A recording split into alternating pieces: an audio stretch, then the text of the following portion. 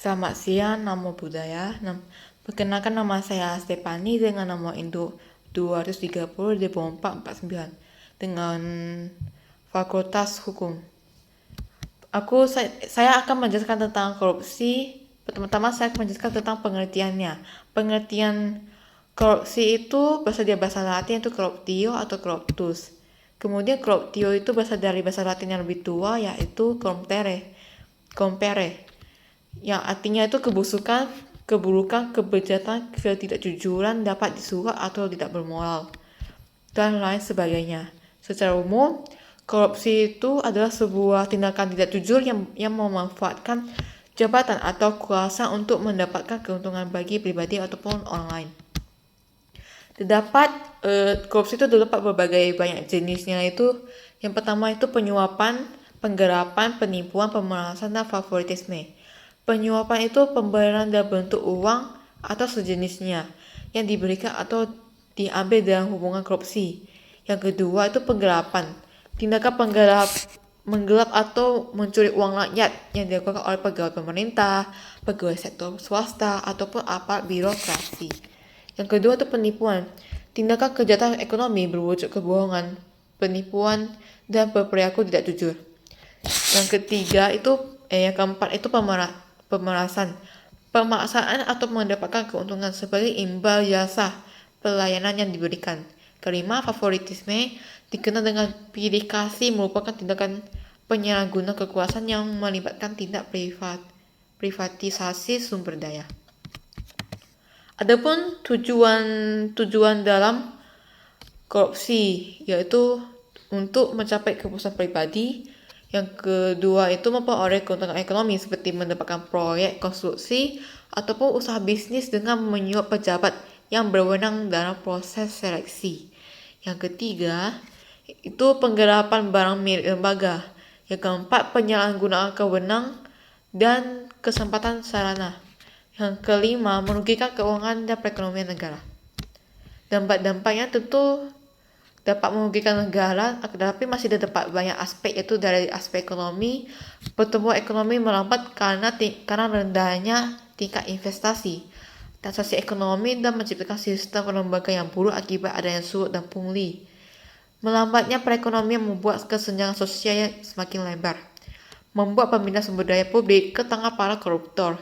Akibatnya uang pembelanjaan pemerintah pun menjadi lebih sedikit.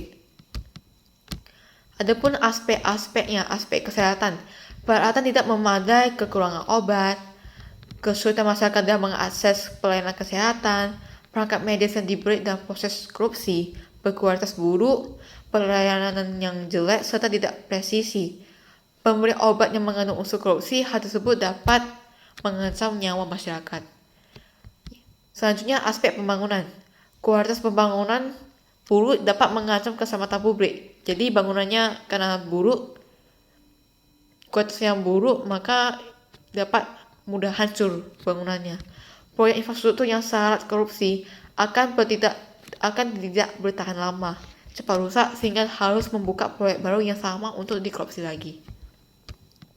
Selanjutnya itu aspek kemiskinan, meningkatkan kemiskinan. Karena golongan masyarakat kurang mampu atau kaum miskin cenderung menerima pelayanan sosial yang lebih sedikit, rendahnya kualitas pelayanan, keterbatasan akses seperti pelayanan kesehatan karena terjadinya penyelewengan dana ke kantong para koruptor. Selanjutnya itu aspek budaya. Kejahatan korupsi dapat menjadi kebiasaan buruk dalam masyarakat. Korupsi di negara asal dengan cenderung para imigran melakukan penyoglokan. Dapat terjadinya pelanggaran norma anti korupsi atau melakukan korupsi dan rendahnya rasa bersalah. Dalam korupsi dalam pandang agama Buddha itu didasari oleh kesalahan dan berakar pada kebutuhan batin. Jika seseorang memiliki pandangan benar, maka ia tidak akan melakukan perbuatan tersebut. Selain hal itu, faktor lingkungan pergaulan yang kurang bagus dapat mendukung munculnya perilaku korupsi. Tentunya tindakan korupsi ini melanggar Pancasila Buddhis, yaitu sila kedua dan sila keempat. Sila kedua itu berbunyi adiladana filamani sikap pedam sama diami. Artinya kita untuk menghindari perbuatan mengambil barang yang tidak diberikan. Yang keempat itu musafadah filamani sikapan sama diami. Untuk itu kita tidak boleh melakukan pelanggaran berucap berbohong.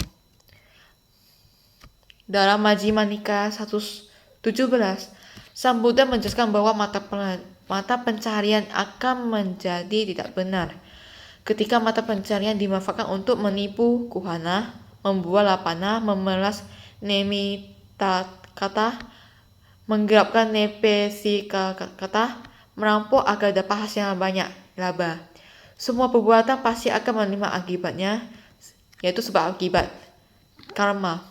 Si pelaku korupsi akan mendapatkan akibat karma sesuai dengan perbuatannya dalam hubungan paticca samuppada, bahwa segala sesuatu yang saling berhubungan akan membuat akibat yang buruk bagi keluarga si pelaku maupun masyarakat luas dan negara.